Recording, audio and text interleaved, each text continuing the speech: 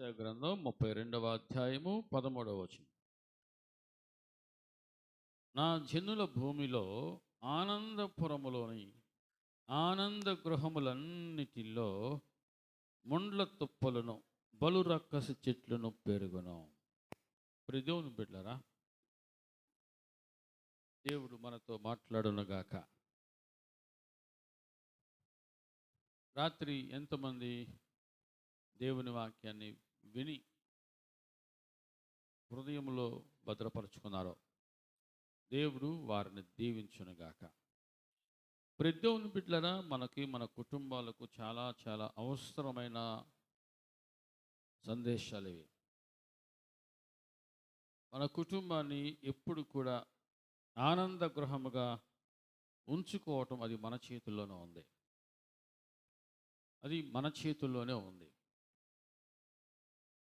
ఆనందపురములో ఆనంద గృహముగా మన కుటుంబం, మన గృహము ఉండునుగాక.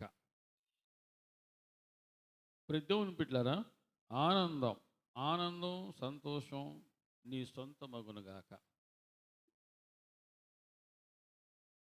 ఈనాడు దేవుని బిడ్డలారా, కుటుంబాలలో ముండ్ల తుప్పలు మొలుస్తూ ఉన్నాయి, బలు రక్కస చెట్లు పెరుగుతూ ఉన్నాయి. ఏదో ఒక రూపంలో అవి పెరుగుతూ ఉన్నాయి. నీరు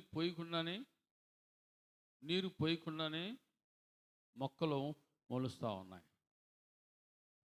దేవుని బిడ్డలారా, నువ్వు చాలా చాలా జాగ్రత్తగా ఉండాలి, మెలకువగా ఉండాలి.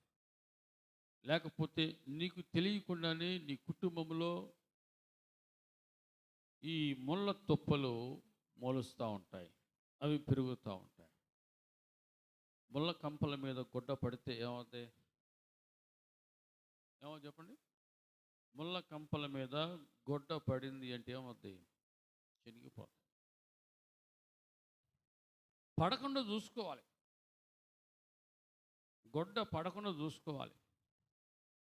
ఒకవేళ తెలుసో తెలియకో ముళ్ళ కంపల మీద గొడ్డ పడింది అనుకోండి, గొడ్డ చిన్నకుండా జాగ్రత్తగా తీసుకోవాలి. అట్టి జ్ఞానం దేవుడు మనందరికీ అనుగ్రహించునుగాక. అందులో చాలా ఓర్పు ఉండాలి, చాలా నేర్పు ఉండాలి, చాలా ఓపిక ఉండాలి. గొడ్డ పడింది, చినగకుండా ఆ గొడ్డ తీయాలి. అది తీయాలంటే ఓర్పు, ఓపిక, నేర్పు ఇవి చాలా అవసరం. దేవుని బిడ్డలు అవి సంపాదించుకుందురుగాక. యెషయా గ్రంథం 4వ అధ్యాయంలో ఒక మాట ఉంది, 6వ వచనం. యెషయా గ్రంథము 4వ అధ్యాయం 6వ వచనం. ఎవరు ముందేస్తారో చూద్దాం. దేవులడు 4:6. యెషయా గ్రంథము 4:6. నా జనులు జ్ఞానము లేని వారై నశించుచున్నారు. చాలా మా దేవుని బిడ్డలారా, దేవుడు మాట్లాడుతున్న మాట విలువైన మాట, అర్థం చేసుకుందాముగాక. దేవుడు ఏమంటున్నాడంటే, నా జనులకు జ్ఞానము లేక నశించిపోతున్నారు. ఎందుకు నశించిపోతున్నారంట? జ్ఞానం లేదు. అంటే నిజంగా జనరల్గా ఆలోచిస్తే ఎవరికి వాళ్ళు ఏమనుకుంటారు? నేనే జ్ఞానవంతురాలను, నేనే జ్ఞానవంతుడను, నేనే తెలివైన దాన్ని, నేనే తెలివైనని ఎవరికి వాళ్ళే అతిశయించుకుంటూ ఉంటారు, అతిశయిస్తూ ఉంటారు. దేవుని బిడ్డలారా, సమయం వచ్చినప్పుడు జ్ఞానం ఉపయోగపడట్లా. సమయం వచ్చినప్పుడు జ్ఞానంతో సమస్యను ఏ విధంగా పరిష్కరించుకోవాలో అర్థం కావట్లా. అంటే అసలు అవసరమైన జ్ఞానం లేదు, అవసరమైన జ్ఞానం లేదు. సమస్యను పరిష్కరించుకునే జ్ఞానం లేదు. ఓపికతో ఆ గుడ్డ చినగకుండా జాగ్రత్తగా బయటికి తీసుకునే జ్ఞానం లేకుండా పోతా ఉంది. ఇక జ్ఞానం అంటూ ఏదైనా ఉందా అంటే అది ఎట్లా ఉందంటే, ఉంటే ఏమన్నాం, అట్లాంటి వాటి కోసము చాలామంది జ్ఞానాన్ని వాడుతూ ఉన్నారు. కొంతమంది తప్పు చేసి తెలివిగా తప్పించుకోవటం, ఇది ఒక రకమైన జ్ఞానం. కొంతమంది దేవుని బిడ్డ చాలా రకరకాలుగా ఉన్నారు. దేవుని బిడ్డరా చాలా జాగ్రత్తగా దేవుని బిడ్డలు ఉండాలి. ముళ్ళ తుప్పలు అవి మొలకెత్తకుండా ఉండాలి, అది నీవే చూసుకోవాలి. పచ్చటి పంట పొలంగా, పచ్చటి తోటగా నీ కుటుంబం ఉండునుగాక. తోటగా, పూల తోటగా, చూడముచ్చటైన తోటగా నీ కుటుంబం ఉండాలంటే నీ కుటుంబంలో ముళ్ళ తప్పలు ఉండకూడదు. నీ కుటుంబంలో బలు రక్కసి చెట్లు పెరగకూడదు. అప్పుడు నీ కుటుంబం పూల తోటగా ఉంటుంది. దేవుని బిడ్డలారా, యెషయా గ్రంథంలో ఒక మాట జ్ఞాపకం చేసుకుందు. యెషయా గ్రంథం 5వ అధ్యాయం 7వ వచనంలో ఉంది, ఇశ్రాయేలు వంశము సైన్యములకు అధిపతియగు యెహోవా ద్రాక్ష తోట, యూదా మనుషులు ఆయనకిష్టమైన వనము. ఆయనకిష్టమైన వనము మనుషులే, యూదా మనుషులు. ఇశ్రాయేలు వంశము దేవుని తోట, ద్రాక్ష తోట. దేవుని బిడ్డలారా, ఈ ద్రాక్ష తోటలో, ఈ వనములో ముళ్ళ తుప్పలు పెరగకుండా నీ ఇంటికి నీవే కాపలాదారుగా ఉండాలి. నీ ప్రార్థన నీ ఇంటికి కంచిగా ఉండునుగాక. కొన్ని కుటుంబాల్లో వినబడుతున్న ఒక విషాదకరమైన మాట ఏంటంటే, అసలు నా ఇంటిలో కుటుంబ ప్రార్థన జరక్క ఎన్ని రోజులైందో. బహుశా ఇక్కడ ఉన్న వాళ్ళందరి గృహాల్లో కుటుంబ ప్రార్థన జరుగుతుంది అనుకుంటున్నాను. ఇప్పుడు మీరు మీ ప్రక్కన ఉన్న వారిని ఈ మాట అడగొద్దు, మీ ఇంట్లో జరుగుతుందా అడగొద్దు, బాగోదు. దేవుని బిడ్డలారా, ఆలోచన చేయండి, ఎవరికి వాళ్ళే ఆలోచన చేయండి. నీ ప్రార్థన నీ కుటుంబానికి కంచెగా ఉంటుంది. నీకు తెలుస్తుంది, నీ కుటుంబ ప్రార్థనే నీ కుటుంబానికి కావలిగా ఉంటుంది. ఆ ద్రాక్ష తోటగా నీ కుటుంబం ఉండునుగాక, వనముగా నీ కుటుంబము ఉండునుగాక.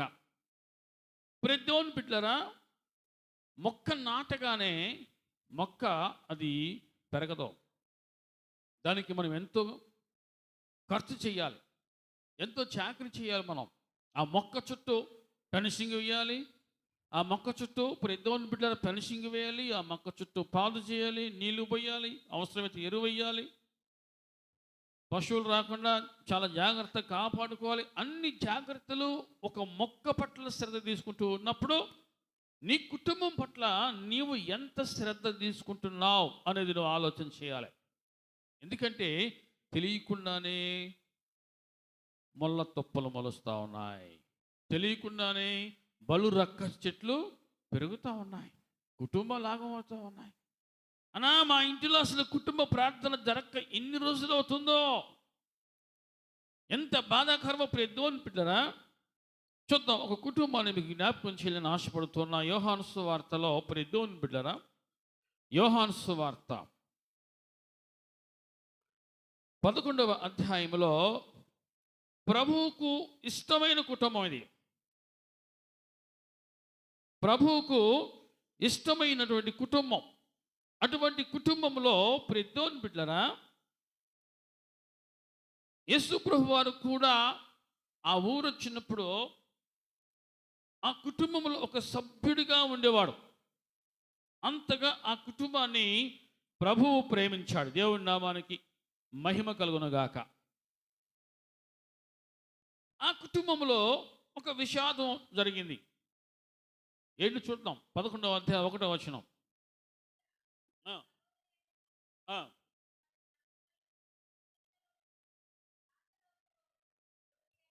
రోగి అయి ఉండెను. వినండి దేవుని బిడ్డలారా, రోగి అయి ఉండెను. ఎవరుంది? లాజరు రోగి అయి ఉండెను. అప్పుడు 3వ వచనం మనం చూస్తున్నాం. అప్పుడు ఏం జరిగింది? అతని అక్క చెల్లెండ్ల ప్రభా, ఇదిగో నీవు ప్రేమించువాడు రోగి అయి ఉన్నాడు. ఇప్పుడు చాలా జాగ్రత్తగా ఉండండి. ప్రభు బాగా ప్రేమించిన వ్యక్తి ఎవరు? లాజరు. అటువంటి వ్యక్తికి ఏమైంది? ఏమొచ్చింది? రోగం వచ్చింది. అది ఏ రోగం అయ్యి అంటే మరణకరమైన రోగం. రోజులు గడిచి కొద్దీ చావుకు దగ్గరగా తీసుకుపోయే రోగం అది. దేవుని బిడ్డలారా వినండి, చాలా జాగ్రత్తగా. ఒక కుటుంబంలో ఒక వ్యక్తికి ఇలా జరిగితే ఆ కుటుంబం ఎంతగా అల్లాడిపోద్దో ఒకసారి ఆలోచించేయండి. ఆ కుటుంబం ఎంతగా విలువెల్లాడిపోద్దో. ఇక మనసు నిండా కూడా తెలియని ఆలోచనలో కలవరం, భయము. దేవుని బిడ్డలారా, ఈనాడు కుటుంబాల్లో ఇటువంటి ముళ్ళ తుప్పలో, బలు రక్కసి చెట్లు కనబడకుండా పెరుగుతూ ఉన్నాయి. చూద్దాం ఇక్కడ లూకాసు వార్తలో మనం చూద్దాం. 10వ అధ్యాయంలో దేవుని బిడ్డలారా, ఆ ఇంటికి ప్రభు ఆ ఊరు ఎప్పుడొచ్చినా సరే ఆ ఇంటికి వచ్చేవాడు. 38వ వచనం. అంతటా వారు ప్రయాణమైపోవచ్చుండగా ఆయన ఒక గ్రామంలో ప్రవేశించిన. మార్తా అను ఒక స్త్రీ ఆయనను తన ఇంట చేర్చుకున్నాను. ఈ 38 నుంచి 42 వరకు మీరు చాలా జాగ్రత్తగా చదవండి. అక్కడ ఆ ఇంటిలో ఎంతమంది ఉన్నారో, ప్రభు వచ్చినప్పుడు, ఆ ఇంట ప్రభు ప్రవేశించినప్పుడు, ఆ ఇంట ప్రభు అడుగు పెట్టినప్పుడు ఆ ఇంటిలో ఎంతమంది ఉన్నారు అంటే మీరు ఈ 38 నుంచి 42 వరకు మీరు ఎప్పుడు చదవలేదేమో, తక్కువ చెప్పేసేయాలి. ఇద్దరే ఉన్నారు.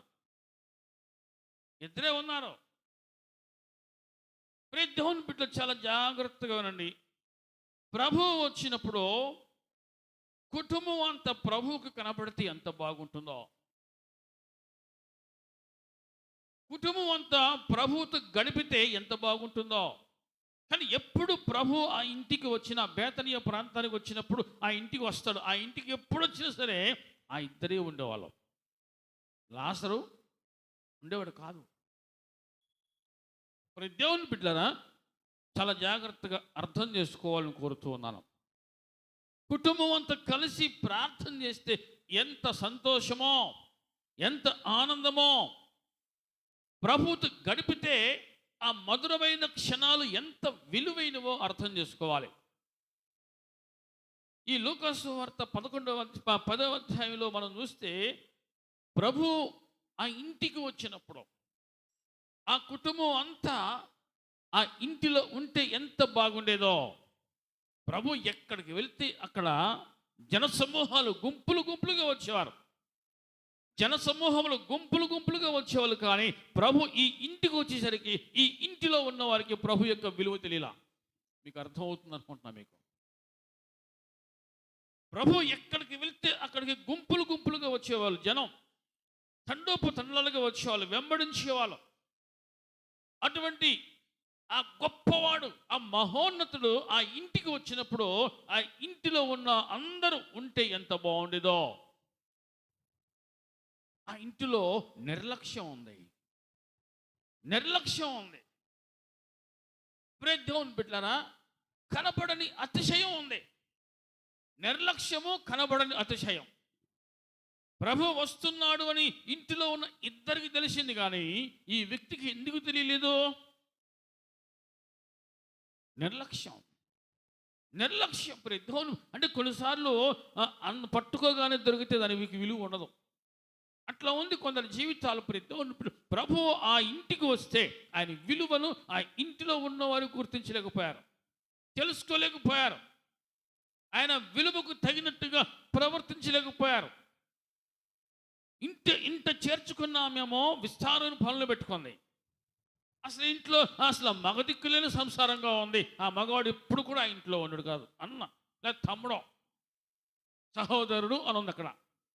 కానీ ఎప్పుడు కూడా ఆ ఇంటి అసలు ఎడిపోతున్నాడో, ఎక్కడికి వెళ్తున్నాడు, ఇంటికి ఎప్పుడు వస్తాడు అంటే నేను అనుకుంటున్నాను తినే టయానికి వచ్చేవాడేమో. కొంతమంది మగవాళ్ళు అంతే ఉంటారు. కొంతమంది యవనస్తులు దేవుని బాధ్యత లేనివారు, నిర్లక్ష్యంగా ఉన్నవారు, దేవుని బిడ్డలారా ఆ విధంగా బయటికి వెళ్తారు. ఎప్పుడు వెళ్తారో, ఇంటికి ఎప్పుడు వస్తారో కూడా వారికి తెలియట్లా. బాధ్యత లేనివారు. కొన్ని ముళ్ళ తుప్పులు ఇదొక రకంగా పనిచేస్తూ ఉన్నాయి కుటుంబంలో. బాధ్యత లేనివారు,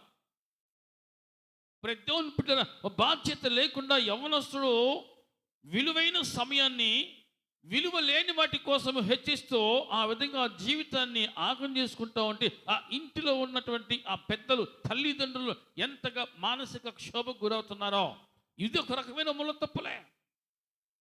అర్థమవుతుంది అనుకుంటున్నా మీకు. హల్లెలూయా చెప్పండి.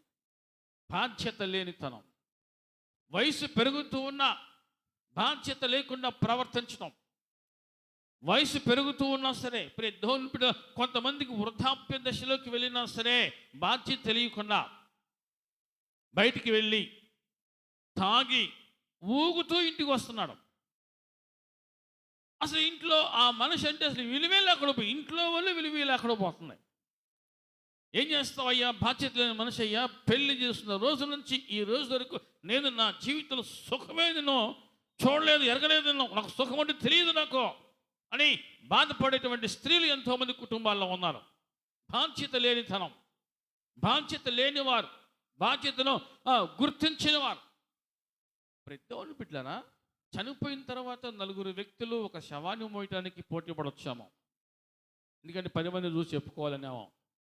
అదేదో బతుకున్నప్పుడే బరువు బాధ్యతలు మోస్తే ఎంత బాగుంటుంది. బతుకున్నప్పుడే బరువు బాధ్యతలు మోస్తే ఎంత బాగుంటుంది. చనిపోయిన తర్వాత ఓ అమ్మ నిన్ను చూడాలి, నాన్న నిన్ను చూడాలి, ఒక్కసారి రా, ఒక్క మాటని చెప్పుకొని పో, ఎంత వలగమోస్తారో. దేవుని బిడ్డలారా విలువైన సమయాన్ని చాలామంది విలువ లేని విధిగా చేసుకుంటున్నారు. జ్ఞానం లేక నశించిపోతూ ఉన్నారు.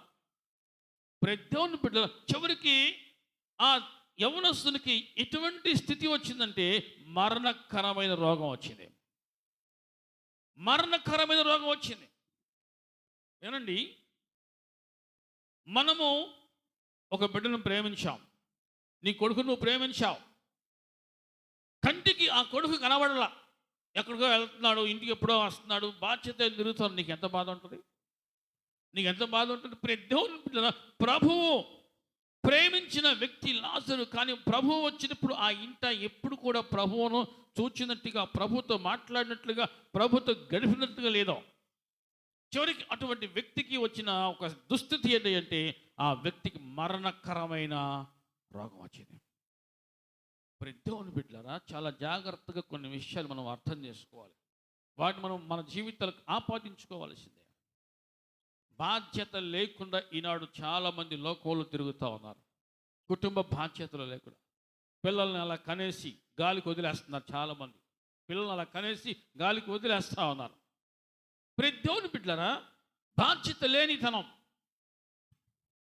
ఆ విధంగా కుటుంబానికి ఒక కొరివిగా, కుటుంబానికి ఒక ముళ్ళుగా కనబడతా ఉన్నాడు యవనస్తుడు. బాధ్యత లేని వారు కుటుంబానికి ముళ్ళుగా, ఒక కొరివిగా కనబడుతూ ఉన్నారు. పని చేయకపోగా, బాధ్యత లేకపోగా, ఇంట్లో ఉన్న సొమ్మును ఆగం చేస్తూ, కష్టపడిన సొమ్మును పాడు చేస్తూ, ఇంటికి వచ్చి మరలా ఇంటిలో ఉన్న వారితోనే మళ్ళీ పోట్లాట, ఫైటింగ్, గొడవలు, కొట్లాట. దేవుని బిడ్డలారా దిగజారిపోయిన పరిస్థితి, ఎవరికి చెప్పుకోలేని పరిస్థితి. చెప్పుకుంటే పరుగు పొద్దామో అని కడుపులో పెట్టుకుని దాచుకోవడమే కొంతమంది పరిస్థితి. పైకి నవ్వుతూ ఉన్న, అందుకని సామెతలో ఒక మాట ఉంది, ఒకడు నవ్వుచూ ఉండినను అని హృదయంలో దుఃఖం ఉండొచ్చు. దేవుని బిడ్డలారా ఒకరి హృదయంలో దుఃఖం ఎవరికి కనబడదు, పైకి నవ్వేది కనబడింది అంతే. ఆ విధంగా కుటుంబాల్లో, చాలా కుటుంబాల్లో బలు రక్కస చెట్లు బాగా పెరుగుతూ ఉన్నాయి. బాధ్యత లేని బిడ్డలో, బాధ్యత తెలుసుకోలేని బిడ్డలో, బాధ్యతను మర్చిపోయి ఆ విధంగా పిల్లలను వదిలేసే తల్లిదండ్రులు ఈనాడు దేవుని బిడ్డల కుటుంబాల్లో ఉన్నారు. ఆ కుటుంబాల్లో ముళ్ళ తప్పలు మొలుస్తూ ఉన్నాయి. ఆ కుటుంబంలో ముళ్ళతుప్పులు మొలుస్తున్న చేతులు కాలేక ఆకులు పట్టుకునే స్థితి వచ్చేస్తూ ఉంది.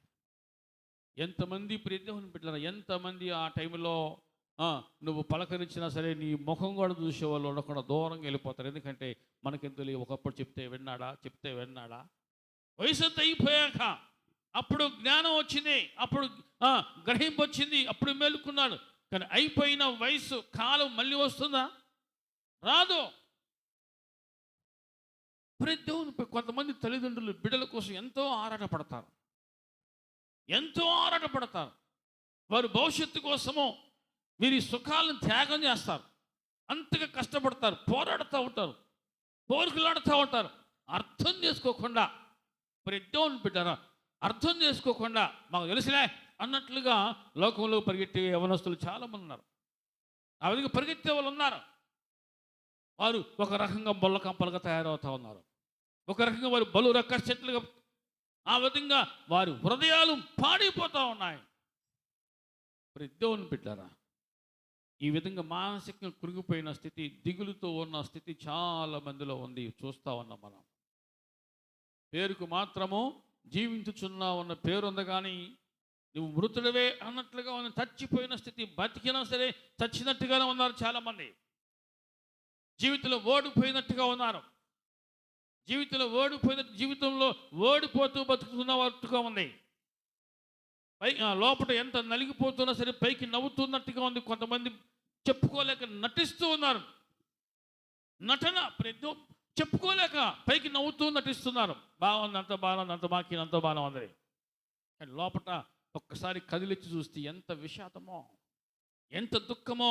ఆనందపురములో, ఆనంద గృహములో ఇవన్నీ ఈనాడు కుటుంబాలు పెరుగుతూ ఉన్నాయి. దేవుని బిడ్డల, బాధ్యత లేని పిల్లలు, బాధ్యత లేని తల్లిదండ్రులు,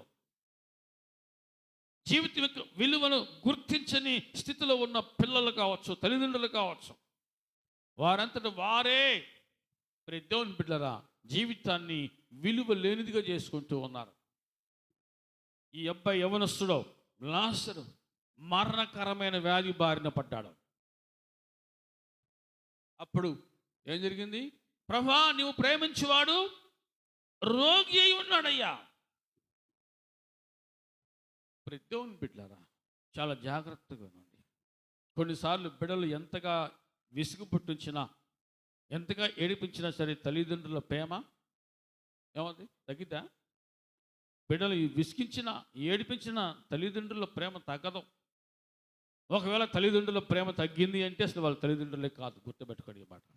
తగ్గదు కాబట్టి తల్లిదండ్రులు వారి కోసం మళ్ళీ అప్పో చేసేసరి మళ్ళీ మంచి మల్టీ స్పెషాలిటీ హాస్పిటల్ తీసుకెళ్ళినా సరే వాళ్ళని బాగు చేయించుకుందాం, బతికించుకుందాం అని ఆ తల్లిదండ్రులు పడే తపన ఇంత అంత కాదు. ఈనాడు చాలామంది వస్తున్నాం, తాగి ఆరోగ్యాన్ని పోగొట్టుకొని చెడగొట్టుకొని రోగాలు బారిన పడితే దేవుని బిడ్డ తల్లిదండ్రులు అప్పులు చేసి హాస్పిటల్లో మంచి హాస్పిటల్కి తీసుకెళ్ళి చూపించాలి, నా బిడ్డను బతికించుకోవాలి అని ఎంతగానో తపన పడుతున్నారు. కుటుంబాల్లో కనబడని ఈ ముళ్ళ కంపలో, కుటుంబాలు కనబడని ఈ బలు రక్క స్థితిలో బహు భయంకరంగా పెరుగుతూ ఉన్నాయి.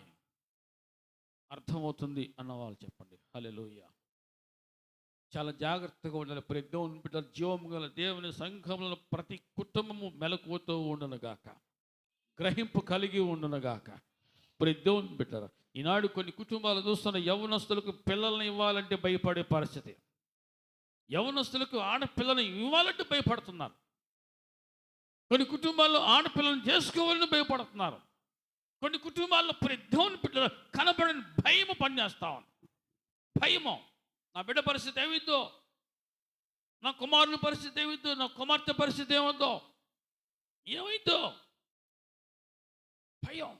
ఎక్కడ ముళ్ళకంపలో పడతాడో తెలిసి అయ్యా నా కొడుకుని గోతిలో పడేసాను, తెలిసి అయ్యా నా కొడుకుని ఆ ముళ్ళకంపలో నెట్టేశానయ్యా, అయ్యా కొడుకు తెలిసి నా కూతుర్ని ఆ ముళ్ళకంపలో నెట్టేశానయ్యా అని బాధపడే తల్లులు తండ్రులు చాలామంది ఉన్నారు. దేవుని బిడ్డలారా, తెలిసి నా కూతురుని ముళ్ళకంపలో నెట్టా, నా కొడుకుని ముళ్ళకంపలో నెట్టా. మళ్ళీ ఏమని సమర్థించుకుంటున్నారు, సరి చేసుకుంటున్నారు? ఏమని? ఇదిగో నుదుట్రది అట్లా ఉందలే, నుదుటి రాత అట్లా కొందలే. ఏం చేస్తావు? నుదుటి రాత. నువ్వు చేసిన తప్పుకి దేంతో ముడిపెడుతున్నావు? నుదుటి రాత. దేవుడు రాసిన రాత అంట. దేవుడు రాసిన రాత అది. నువ్వు చేసిన తప్పుకి, నువ్వు చేసిన పొరపాటుకి ప్రతి దేవునికి ముడిపెట్టద్దో, నుదుటి రాత అనొద్దో. దేవుడు అందరికీ మంచి రాతే రాసిన దేవుడు నామానికి మహిమ కలుగును గాక. జ్ఞానాన్ని వాడుకుంటే, జ్ఞానం అనే ఆ జ్యోతి వెలుగుతూ ఉంటే ఆ జీవితం ఎప్పుడు కూడా వెలుగులోనే ఉంటుంది. ఆ జ్ఞాన జ్యోతి ఆరిపోతే ఆ జీవితం ఎప్పుడు కూడా చీకటిలో ఉంటుంది, ముళ్ళ పొదల్లోనే ఉంటుంది, ముళ్ళ తుప్పల్లో ఉంటుంది. ఏం చేస్తావు? నుదుటి రాత, తలరాత అని సమర్థించుకునే వాళ్ళు చాలామంది ఉన్నారు. దేవుని బిడ్డలారా, అలా పొరపాటు చేయటం తెలిసి చేసేవాళ్ళు ఉన్నారు, తెలియ చేసేవాళ్ళు ఉన్నారు, అనుకోని చేసేవాళ్ళు ఉన్నారు, అనుకోకుండా చేసేవాళ్ళు ఉన్నారు. ఏదో ఒక రకంగా కుటుంబంలోకి ముళ్ళ కంపలు, ముళ్ళ తుప్పల్లో గాలికి ఏమవుతాయి? గాలికి ఏమవుతుంది? ముళ్ళ కంపలు ఏమవుతున్నాయి? కొట్టుకొస్తున్నాయి. అవి కొట్టుకొచ్చి వరకు ఇళ్ళల్లోకి వచ్చేస్తా ఉన్నాయి. అర్థం అవుతుంది అన్నవాళ్ళు చెప్పండి హల్లెలూయా. పెద్ద గాలి వచ్చిందానికి ఏమవుతుంది? ముళ్ళ కంపలు చెదిరిపోతాయి, అవన్నీ కొట్టుకొస్తాయి. కొట్టుకొచ్చి ఇంటిలోకి దొరపడతా ఉన్నా. చాలా జాగ్రత్తగా ఉన్నాను. తలుపు వేయాల్సిందే, నువ్వు తలుపు వేయి. అందుకని ప్రభు అన్నాడు, నీవు నీ గదిలోకి వెళ్ళినప్పుడు ఏం చేయాలంట? తలుపు వేయి. తలుపు వేసుకొని ప్రార్థన చేయి. తలుపు తెరిచి ఉంటే ముళ్ళకంపల లోపలికి వస్తాయేమో, ముళ్ళకంపల లోపలికి వస్తాయేమో. జాగ్రత్త, తలుపు వేసేయి. లోపలికి వెళ్ళి ప్రార్థన చేయి. రహస్యమందు చూచు నీ తండ్రి నీకు ప్రతిఫలం ఇస్తాడో. అర్థమవుతుంది అన్నవాళ్ళు చెప్పండి హల్లెలూయా.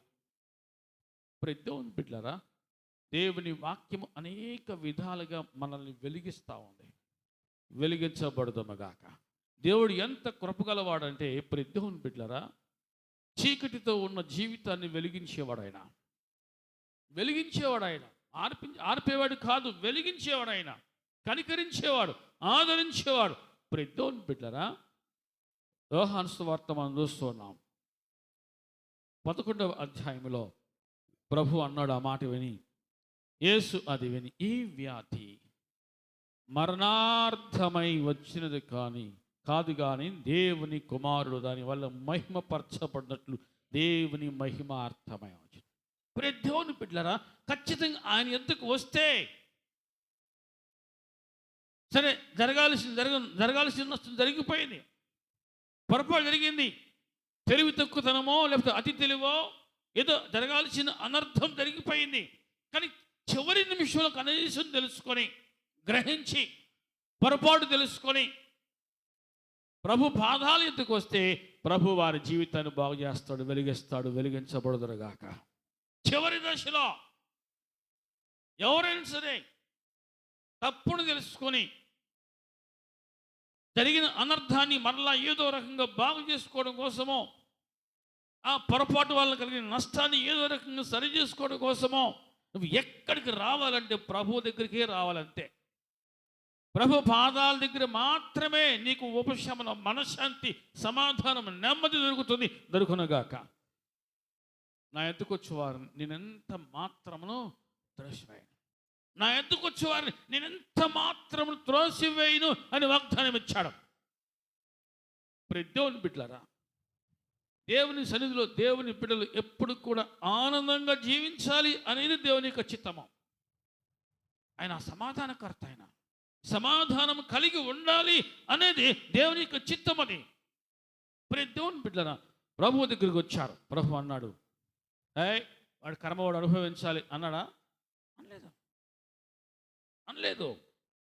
దేవుని బిడ్డలారా, నిజంగా ఎవరైతే ఆయన దగ్గరకు తాము తగ్గించుకొని వస్తారో, తమ నడతను సరిచేసుకొని వస్తారో, యథార్థముగా ఒప్పుకొని ముందుకు వస్తారో వారిని కనికరించేవాడు, వారి పట్ల తన మహిమను ప్రత్యక్షపరిచేవాడు ఆయన. హల్లెలూయా. ఎండిన ముద్దను కూడా ఆయన చిగురింపు చేయగలిగినవాడు. మోడు బారిన జీవితాన్ని ఆయన చిగురింపు చేయగలిగినవాడు. తెలుసో తెలియకో ఆ జీవితాన్ని మోడు బారిన విధంగా చేసుకున్నారు చాలామంది. అటువంటి వారు నిజంగా కళ్ళు తెరిచి ప్రభు యొద్దకు వస్తే ప్రభు వారి జీవితాన్ని మరలా చిగురింప చేయగలిగినవాడు ఆయన. చిగురించునుగాక. దేవుని బిడ్డలారా, ఆనందపురములో ఆనంద గృహం ఉంది. ఆనంద గృహములలో ముండ్ల తొప్పలు మొలుస్తూ ఉన్నాయి. జాగ్రత్త పడని. ఇటువంటి మీరు చూచినప్పుడు, మీరు విన్నప్పుడు ఆ ముళ్ళ తుప్పలు, ఆ ముళ్ళ కంపలు, ఆ బలు రక్కస చెట్లు, ఆ గచ్చ పొదలు నీ ఇంటిలోకి రాకుండా నువ్వు జాగ్రత్త పడాలి. అర్థమవుతుంది అన్న వాళ్ళు చెప్పండి హల్లెలూయా. ఒక దగ్గర ఇలా జరిగింది, అలా జరిగిందంటగా, ఇలా జరిగిందంటగా అని చెప్పుకుంటూ ఉంటారు. వింటున్న నీవు ఇలా చేయబట్టే ఇటువంటి అనర్థం జరిగింది, ఇలా ఉండబట్టే ఇంత నష్టం జరిగింది, ఇలా చేయబట్టి, ఇలా ఉండబట్టి, ఇలా మాట్లాడబట్టి ఇటువంటి పరిస్థితి వచ్చింది అని నువ్వు గ్రహించి ఆ పొరపాటు నీ జీవితంలో జరగకుండా నువ్వు జాగ్రత్త పడాలి. అది జ్ఞానవంతుల లక్షణం. అది నీ జీవితం జరగకుండా రాకుండా, ఇదిగో ఇలా ఆ వ్యక్తి ఇలా ఉండబట్టి ఆ కుటుంబంలో ఇలా జరిగింది కాబట్టి నేను అలా ఉండకూడదు, నేను ఇలా ఉండాలి, నేను ఇలా నేర్చుకోవాలి. జాగ్రత్త పడు. అప్పుడు నీ కుటుంబం ఎప్పుడూ ఆనందంగా ఉంటుంది. ఆ వ్యక్తి గురించి విన్నావు, ఆ కుటుంబం గురించి విని నువ్వు జాగ్రత్త పడకపోతే ఒకవేళ ఆ పరిస్థితి రేపు నీ కుటుంబంలోకి ముళ్ళ కంపల రూపంలో కొట్టుకొని వస్తే ఎంత అనర్థము, ఎంత బాధ. అందుకని జ్ఞానము కలిగి ఉండు, మెలకువ కలిగి ఉండు, గ్రహింపు కలిగి ఉందరుగాక. అర్థం అవుతుంది అనుకుంటున్నా. దేవుని నామానికి మహిమ కలుగునుగాక. ప్రభు అన్నాడు, ఇదిగో అది మరణార్థమై వచ్చినది కాదు కానీ దేవుని కుమారుడు దాని వలన మహిమపరచబడినట్లు దేవుని మహిమార్థమై వచ్చినది.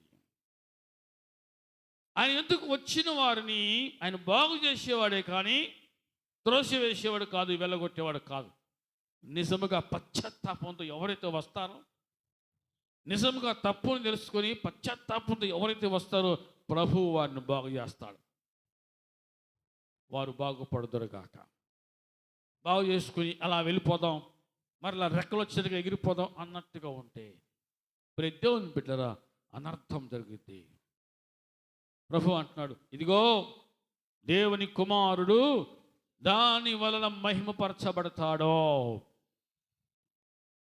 దేవుని బిడ్డలారా, మరణకరమైన రోగం వచ్చినప్పుడు